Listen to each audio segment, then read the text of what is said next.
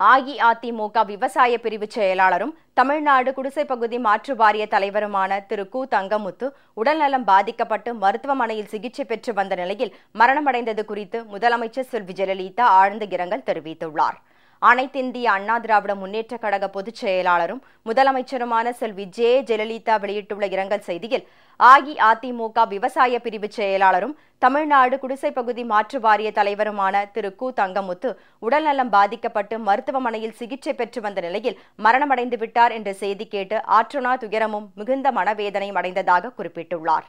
அன்பு சகோதரர் திரு தங்கமுத்து கழகத்தின் மீதும் கழக தலைமையின் மீதும் மிகுந்த பற்று கொண்ட ஒரு தூய தொண்டராக விளங்கியவர்.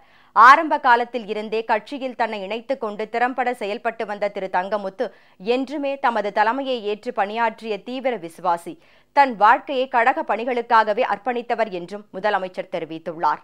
திரு தங்கமுத்து திருவோணம் ஒன்றிய அமைப்பாளர், ஒன்றிய கழக செயலாளர், தஞ்சாவூர் மாவட்ட கழக இணைச் செயலாளர், மாவட்ட கழக செயலாளர் முதலான கழக பொறுப்புகளில் துடிப்புடன் பணியாற்றியவர் என்றும் முதலமைச்சர் குறிப்பிட்டுள்ளார்.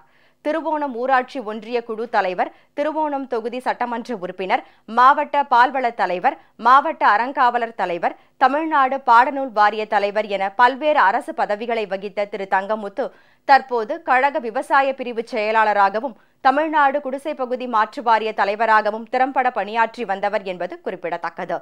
அவரது இழப்பு அஇஅதிமுகவுக்கு பேரிழப்பு என்றும் முதலமைச்சர் செல்வி ஜெயலலிதா தெரிவித்துள்ளார். அன்பு சகோதரர் திரு தங்கமுத்துவை இழந்து வாடும் அவரது குடும்பத்தினருக்கு தமது ஆழ்ந்த இரங்கலையும் அனுதாபத்தையும் தெரிவித்துக் கொள்வதுடன் அன்னாரது ஆன்மா இறைவன் திருவடி நிழலில் இளைப்பார எல்லாம் வல்ல இறைவனை பிரார்த்திப்பதாகவும் முதலமைச்சர் செல்வி ஜெயலலிதா குறிப்பிட்டுள்ளார்.